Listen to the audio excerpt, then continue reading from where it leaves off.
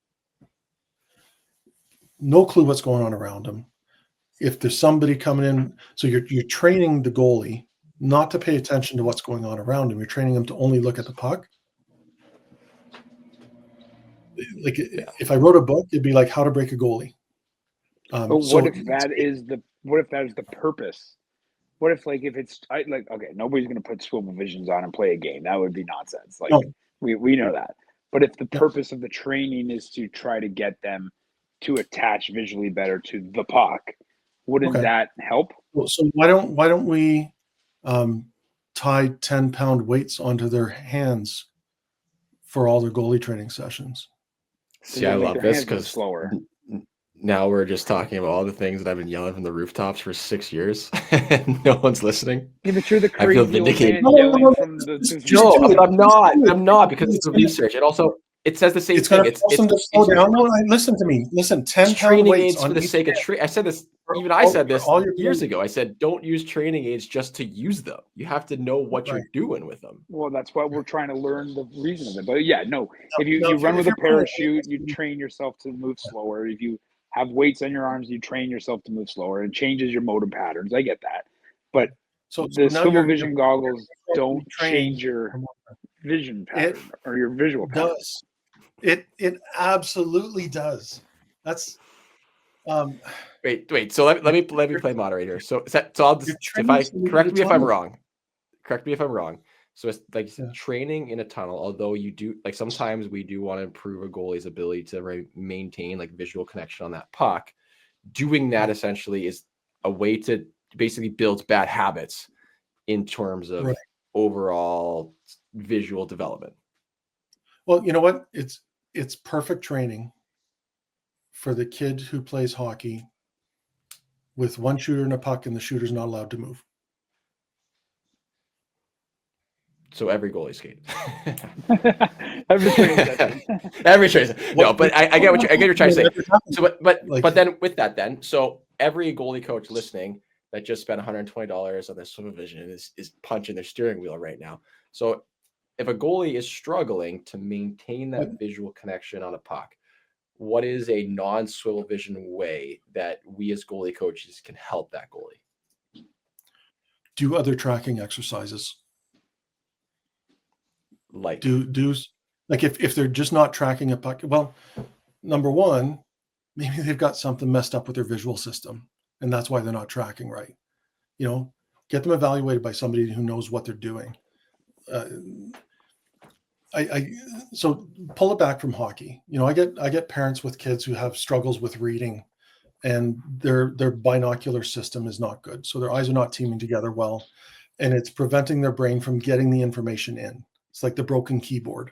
If you got a broken keyboard, your computer's no good, even if it's the best computer on the market.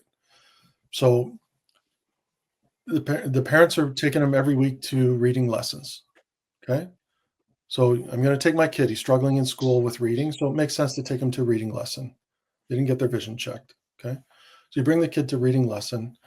And if the kid's got a vision problem that's preventing them from getting the information from here into here, then it would be similar to an adult being taught to read in Russian.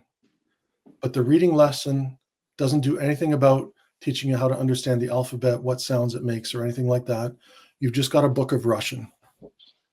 And the reading lesson is read it, read it, read it, read it. What are you supposed to do with that information?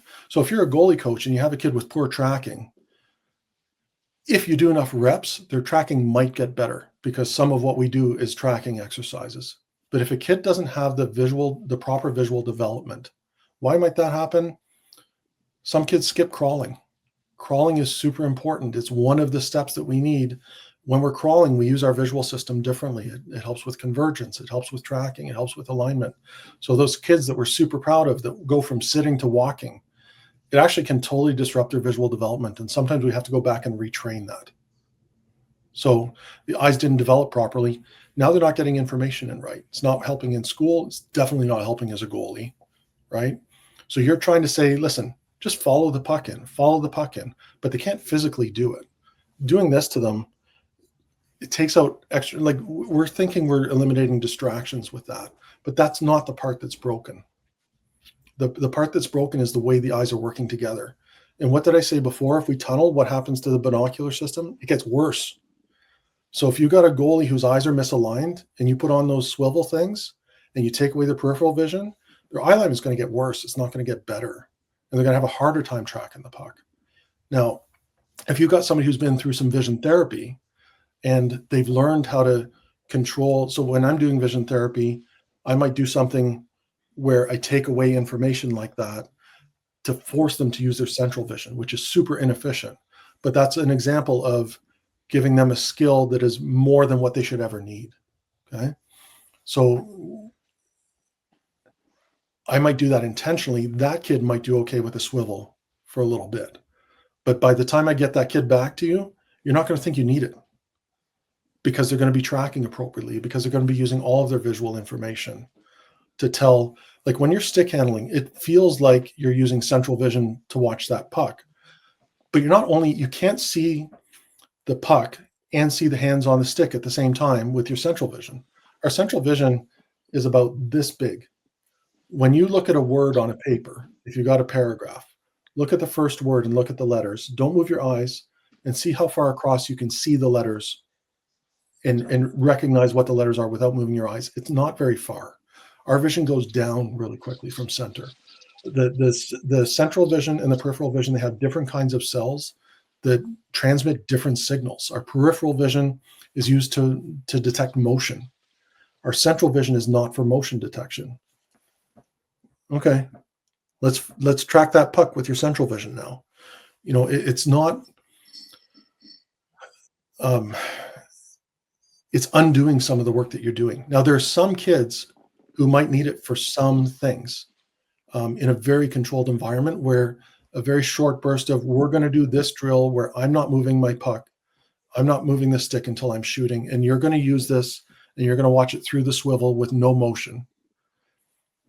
That can be a way to get the kid to focus on one thing and tune out the two goalies that are sitting behind you, his partner goalie who's sitting in the net next to you waiting for his turn, the dad in the background who's like, I spent $123 on this training session and you're not paying attention.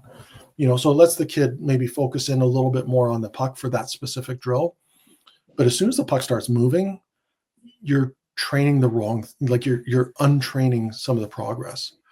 I understand the thinking behind it, but it's super disruptive to the visual system. And when I'm training my kids in my clinic, I'm training them to follow the puck and pay attention to all the other stuff, and to recognize what's important and to recognize what's not. So when you talk, Jamie, about like multiple object tracking and sorry, I got proprioception on the brain. Perception span. So perception span is when you're looking at one thing in the center, how many things can you identify accurately around when you take away that information? Puck's in the corner, you look out quickly in front of the net, you capture where everybody is. That's a perception span thing. So we need those goalies to be able to quickly look away and look back and use that peripheral information and almost take a screenshot of what's going on, and then translate that back in here. And then with having good alignment and everything, so their eyes are open now, they're using their peripheral vision, going back to our last meeting here. So my periphery's open, so I understand my visual spatial orientation. So now I know when that puck comes out, I know which player it's coming to. I know where they are in space. I know how far away they are.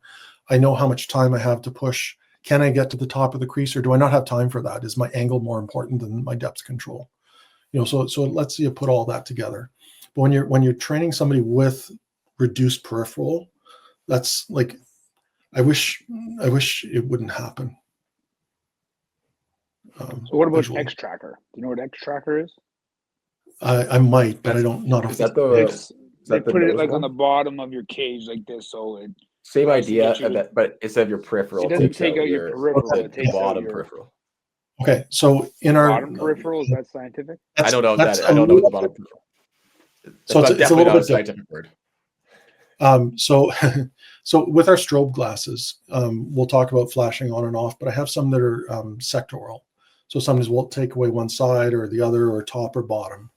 So if we talk about your defenseman, This is where it's probably more appropriate to use something like that. If I block your vision from the top, okay, and I have an exercise where I'm doing it down low, so I'm doing it down low, I didn't change anything, okay? But if I block from the top and I'm doing an exercise where I have to functionally do something, so let's say it's reading an eye chart, okay? So I might use something where I've got this. So I have a defenseman who's a head down defenseman. How am I going to get his head up? I need him to do something up here. Now, if he can do that with his chin down and use his side vision, because remember, we're trying to improve our side vision, right?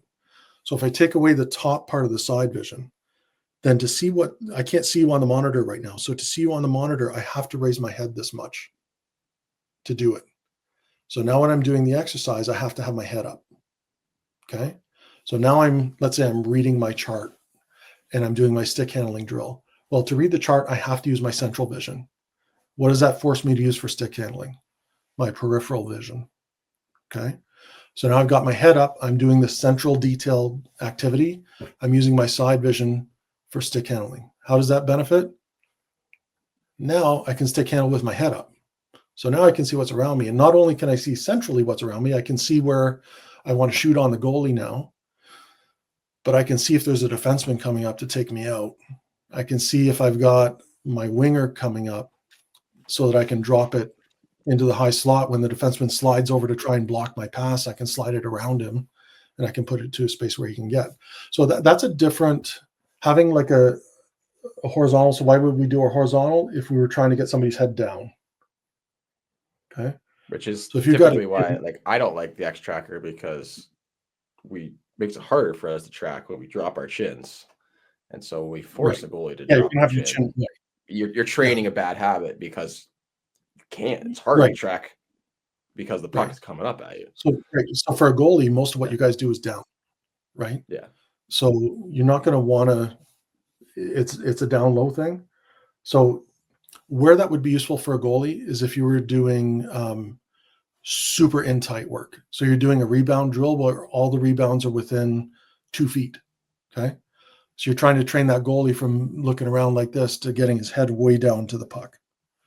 Okay. So that would be an appropriate X tracker drill for a goalie, because that's when you want your head down. So you want your head to be tracking where the puck is lower. Okay. So if you have a goalie who won't track a puck down into their pads, that's where an X tracker would be good for specifically shooting on the ice drills to track it down into their pads and to reinforce that. But then as soon as you can, you want to get that off there and you want to get them back using the proper vision. If a goalie has like some sort of visual deficiency somewhere along that, could be anything, and let's just say that they're, whether that's through our training or they're on the ice, we're doing a lot of tracking drills, a lot of screens, or it's an online visual training platform for athletes. Are they just spinning their wheels and getting nothing out of it just by doing the training when they have a deficit, or is there still benefit to it even though we're not addressing the root cause? There's still benefit. Like you're still getting, like the vision is part of the system, right? It's not the system. So you're still getting your physical reps. Your brain is still kind of processing what you're seeing. Maybe it's not all accurate, but like that's going to be your difference between the goalie that's here and your goalie that's here, where they've got all of these systems functioning.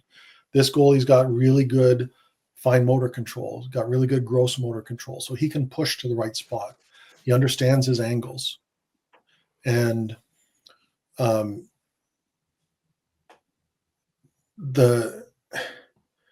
but his visual system is giving him bad information. So he might be not quite on his angle. I had one goalie that I trained. She came in for a regular eye exam and an evaluation, and she didn't know she had one eye that was nearsighted and one eye that wasn't. So she had one eye that was good for far and the other eye was good for close up, which isn't a great depth perception setup. Okay. So it's hard. You lose a lot of depth perception when you're that way. So we did a thing called Ortho-K. It's an overnight contact that reshapes your eyes. So she didn't need glasses or contacts during the game. So she didn't have to worry about having one lens in. So now we've got her in both eyes for distance, and I started training her.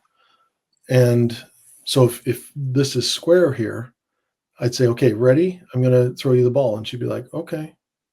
So her brain had resized where center was to be over here, because the one side, her image was bigger than the other eye. It actually tilts the world. It skews the world like that. So sometimes it's a prescription thing. Sometimes it's that your eyes are different prescriptions and everything is tilted a little bit. But sometimes it's the way they team together. And that's what can throw it off. But even through that, like, she was able to learn how to be a goalie. And you look at somebody like Alex, when Alex came in, he'd been through NCAA. His numbers had kind of slipped over the years, but you got to be a pretty good goalie to get through NCAA. I don't care, who your uncle is.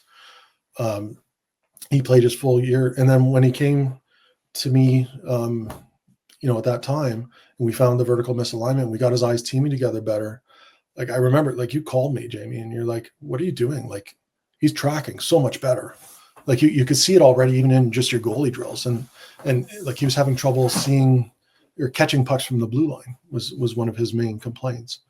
And once we got his eyes teaming together, all of that physical training that he had been doing worked, right? Mm-hmm. And now we taught him how to use it.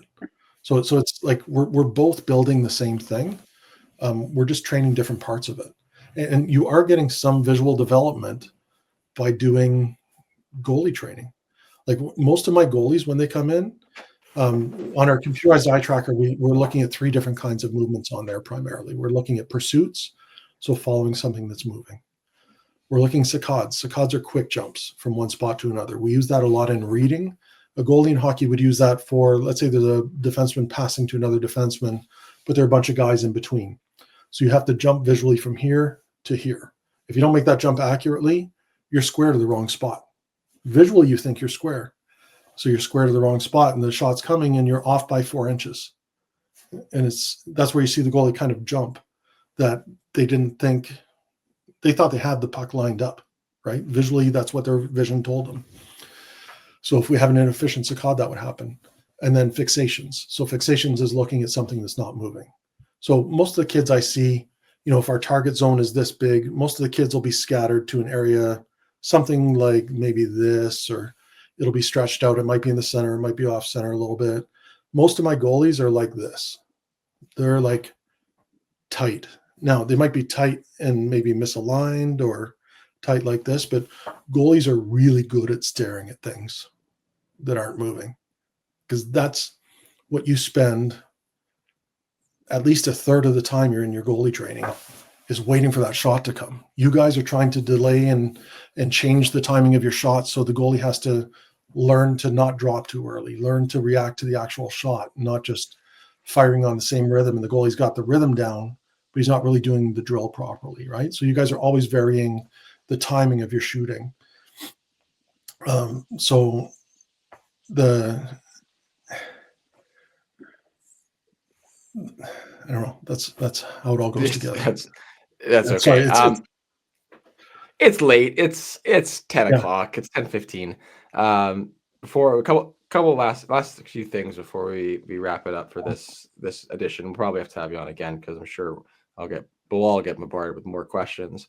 But for one of the things that after the first episode, a lot of people ask is, where can if they're not able to get to you in Toronto, where can they find someone that does something very similar to you? Because there are certain things that will do, like sports vision, where it's not, they're not optometrists. It's just, doing juggling balls or doing blaze pods, which has value, but it isn't it isn't medical work and advanced training that you do. Like, what should people either Google, or is there a network for clinicians? Yeah. So if you look at the International Sports Vision Association, that'll have a list. There's a doctor finder on there. So if you do a search, you'll see who's closest to you. Now, not everybody's going to be on that site. Like, we have, I don't know, over a dozen different places that we can be members of, and you got to kind of pick where your value is, where to spread your money out to let people find you. So you might not find every sports vision doctor on there, but that's a good place to start. Because if somebody's gone to the trouble to register with that, they're probably doing real sports vision. We have a yearly conference that we try to get together with. So you try and make it to as many of those as you can. And that's probably the best way to do it. What You about might credentialing? find Are you looking for someone with a specific, like like a continuing ed certification or a specialty in something?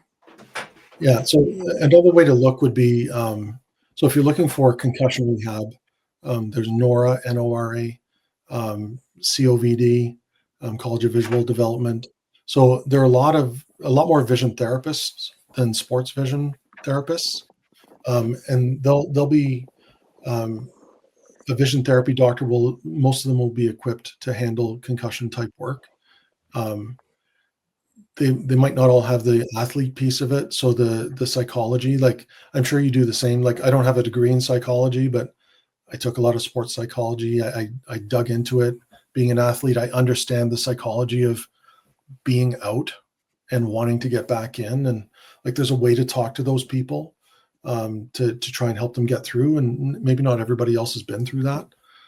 So if you can find a sports vision doctor, that'd be a better way to go. Vision therapists generally can do hand-eye type drills, and a lot of them will incorporate that. The difference between like a regular vision therapist and a sports vision therapist is I'll take your demands from the sport and I'll incorporate them into your training, and I'll explain this is where this is going to fit into your training. So, whether it's not just being a goalie isn't just catching a puck, right? It's understanding where everybody is on the ice. The older you get, it's understanding where they're going to be on the ice. It's understanding where you need to be on the ice. Like there's a lot of positional, how do I get there? How do I move from there? And if somebody's training you with a catch, it'd be good for them to be able to say, don't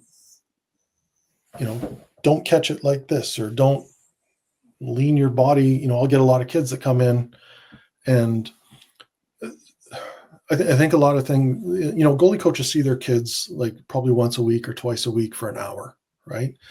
One year, Colin, he was playing AAA, and that was when the reverse reverse HV, I forget the name of it off the top of my head. So the year that came out and became popular, he learned it at a goalie session, and he just started learning it. And a kid came down the wing, got to the top of the circle, and Colin drops down. And the kid scored, right? Because the net got really big. And the coach came to me after. He's like, "What the hell was that?" And I said, as soon as I saw it, I was like, "Oh shit!" Sorry, I knew exactly. You can cut that one. Damn it! I was like, "Oh no!" As soon as I saw him going down, I was like, "Oh, I know what he's doing." So he learned a new thing and he wanted to use it, but he didn't understand when to use it yet. Right? He hadn't gotten that far in the training, so he knew he had a cool new thing that he could do, but he wasn't ready to use it yet. So, we try and incorporate while I'm doing the sports vision. Like that's what I'm saying. The difference with us is, I'm going to say, listen, when you're doing this is how I want you to track, because you're going to have your glove in a different position from normal. I want your glove. Your goalie coach wants your glove forward when the puck is down here, right? And sometimes they'll give me a different answer. I'll get some goalies that say, no, my coach wants me leaned over like this. And I'll say, in a non-hugging the post position. And I'll say, next time you go to goalie training, I want you to show that to your goalie coach and tell them that this is what you think it means when you learn that technique, and let the goalie coach straighten that up. So part of my job is to recognize when somebody's maybe not using the information that they got right, and bring it back to you guys and say, hey, is this right? Is this what you meant? You'd be like, well, that's what I said, but that's not when I meant it for, and try and give consistent messaging. The last thing you need is getting to somebody who doesn't really understand the sport. And it's like when you get a butterfly goalie, like we had this one year, Colin, square, drop. The other kid's goalie coach was a stand-up goalie coach. and he got invited out to practice. So I'm watching, and the guy's got Colin at the top of the crease, and he's at the hash marks shooting on him with a video camera, and he's shooting on the ice, and he shoots, and Colin drops in his butterfly and makes a save, right? Kicks it to the corner, and he keeps doing it over and over again. And the other goalie dad comes up and he's like, "Ha ha! I know what he's going to do. He's going to make your goalie learn how to stand up properly." I was like, "No, that's not what I spent a lot of money getting him trained to drop fast enough to make that save properly. And I don't want that untrained, So like being able to recognize those things and understand, like my job is to make sure I'm not contradicting what you guys are doing and not giving conflicting. The worst thing I could do is confuse a goalie, because then instead of making a save, he's sitting there thinking, okay, where am I supposed to look? How am I supposed to move my hand? That's this guy told me this guy told me that, and now they've got three things in their head. And dad's up in the stands told him something different from, he saw Grant Fuhr do it. So Grant Fuhr was pretty sick. So let's call a spade there. We're getting towards the end. And so Dr. Aikman, what we do at the end of episodes is we do what we call a parting shot, the old double entendre there. So we'll have you go last. So that way it gives you time to think of something, because sometimes it is hard on the spot to think of it. So Boosh, at the end of this episode, do you have a parting shot from this past week? I have a parting shot. Yeah. So a couple episodes ago, I don't know how many, but we went on my new trend of developing defensemen and how it's my new hobby and obsession. And I've dived very deep into trying to learn as much as I possibly can. And my defenseman program is going very well. And you made fun of me for having the sick name Dynamic D and said I should trademark it. Well, I didn't listen. And one of my competitors have actually started promoting their own Dynamic D sessions. So that's pretty cool. So what do they say? Imitation is the greatest form of flattery. So I would love to thank, and anybody listening, they'll know who I'm talking about. I would love to thank my competing company for blatantly stealing my name and using the. Is this your direct? Is this the direct competitor that I know you're talking about? No. This is not the goalie says. It's a completely different person now. Okay. I was gonna say, but you know what? I love it. It makes them look bad. It makes me look good. And I got about 200 emails trying to sign up for their class because people thought it was me. And I'm like, no, I have no affiliation with that. So then they just signed up for my classes. So, hey, I like rock that. on. That's kind of like when I came up with the golden triangle rule. Now that's something I've been scrolling through social media, like doom scrolling, and I see like a random goalie coaches talking about the golden triangle, and I'm like, yes, that was me. You're welcome. My parting shot here is I still haven't got permission to talk about this new cool thing I get to do with USA Hockey, but I've been work on the presentation that I'm going to give for it, and I really want. And this is not a term that I coined, so I'm going to give credit. His name's the guy who took the term from. His name is Zach Talander. And if anyone follows Olympic weightlifting or fitness YouTube, they probably see him, or is a fan of country music. They probably heard his music. But it's called weaponized specificity. And I think it's a really good term, especially at the start for a lot of people, start of off season is coming up pretty close, or you're towards the end of playoffs. I have a lot of good strength programs. You can follow them online. You can train with me in person. I don't really care what you do. Remember, the gym, you are trying to become the best athlete you can be. You're not trying to recreate goalie training in the gym. If you do, one, you're wasting your time and money and you're spinning your wheels, and you're actually probably hurting your game.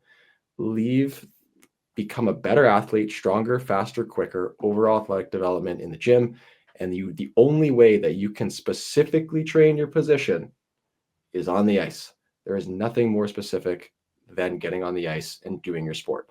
So presentation I'm giving to a lot of important people in USA Hockey is going to be on weaponized specificity.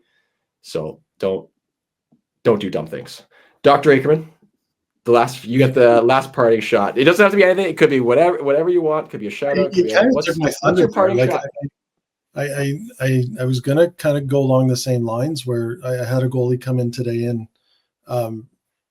he's like 6'3", probably $140. going into his draft year. And send him my way. We'll sign him. Pretty good quality. I heard enough, but sign him right now. Yeah. I talked about some other goalies that, didn't have the height, and but really what I focused on with him, he's really looking to tune up his visual system, get ready for his draft year, try and go in. They got a big tournament coming up in May, so he wants to make sure he's ready for that. And I said, who are you doing your physical training with? And it was a little bit quiet, and Dad said, well, we're going to have a guy. And I said, you want somebody who understands the sport, who understands what a goaltender's physical needs are. Because I've seen a lot of goalies, like I do a lot of junior goalies, and I get a lot of them with hip issues, groin issues. Probably hips and groins are the biggest of them, where they get these chronic injuries and they're so used to fighting through things, because if I don't fight through it, I'm going to lose the net. And I told him, I said, now's your time. And I did the same thing when I went into junior. You got to get your strength up, and you got to keep your flexibility up while you're getting your strength up. I said, you need somebody who knows how to manage your body. I'll manage your visual system. Get a specialist. So my parting shot, make sure, and basically, Jamie, is exactly what you said. Get a specialist who knows what your demands are, understands that a defenseman's physical demands are different from a goalie's, are different from a forward's, who can train you physically in those things. Get, your sports vision from somebody who knows what they're doing. Get your massage, get all those pieces in line. And make sure your vision is good, because one of your goals might be to get a scholarship. Now, you might be a good player or a good goalie, but if your grades aren't there because your visual system is impeding that, and this kid had convergence issues. He was having trouble reading. I gave him my symptom list. Do you ever skip lines when you read? Yes. Do you ever reread the same line? Yes. Do you ever lose your place when you're reading? Well, when I look away, I can't find my place. Yes. Do you ever read a paragraph and realize that you've already read the paragraph? Yes. Do you have trouble remembering what you read? Yes. That's your visual system. How are you going to get through university or college, or keep your scholarship if you get the scholarship, if you get lucky enough to be that kid? Or if you're not, and you get injured, and you're like 99.99% of the rest of the population, where we play hockey for fun as competitively as we can, as long as we can, but that's not going to pay any of our bills. For the rest of us, we have to do real work. We don't get to work in hockey for all of our lives. Sorry, guys. So you want to set yourself up. So yes, I can enjoy my sports as much as I can, but I want to be able to get through school and find a career and not be extra challenged because my visual system's not working. So get an eye exam by somebody who knows what they're doing, preferably a developmental vision specialist, somebody who either does vision therapy, or if you're a serious athlete, somebody who does sports vision. Get at least a baseline evaluation, even if that means traveling to get it done. Get it properly done. If I get a kid where I know what their deficiencies are, I can give them specific exercises to do from home. If it's something where, hey, we can't come in, or we can do, some remote training with that. I'm starting to get a little bit better grip on, the growth in my practice. And one of the things that we were talking about was maybe coming up with a YouTube channel where we put some goalie specific drills on there. So, as we develop that, I'll pass that along to you, and you can pass it to your followers too. Perfect. You teed us right up to that. So, Doctor, thank you very much for coming on the podcast. If you're listening, audio only, you probably would have guessed this is an episode you should watch on YouTube, because Dr. Aikman's like me, and we speak with our hands quite a bit. But where can people find you, reach out to you if they have questions or want to come in and book that initial assessment? Yeah, so our website is miltonvisionoptometry.com. We have a book online portal. There's a phone number on there you can click. It'll call directly to us. We have an email address on there as well. It's info@miltonvisionoptometry.com. And we'll get back to you with any questions, or we've had a couple people, your last podcast, we had somebody from Calgary. We set them up with the sports vision doc out there. So if we can help, we will. If we can be the solution, I'd prefer that. And don't get too busy because my kid's due to come in and my group is due to come back in for the summer. So make sure you keep room for me over all the other millions of people that are going to reach out. I will have space for you. Yeah. But I think you are underestimating how hard it is to spell optometry in your website, by the way. Remember MALDO and But thank you, Dr. Akerman. We'll have links to all of this in the show notes. Definitely reach out if you have any questions. Actually, I think it's helpful that Dr. Akerman will help point you in the right direction of someone. If he's not able to help you, someone hopefully locally that can help you and go from there, because he knows what he's looking for in both the athletes and his clinical colleagues. So thanks everyone for listening, and we'll talk to everybody next week. Thanks, guys.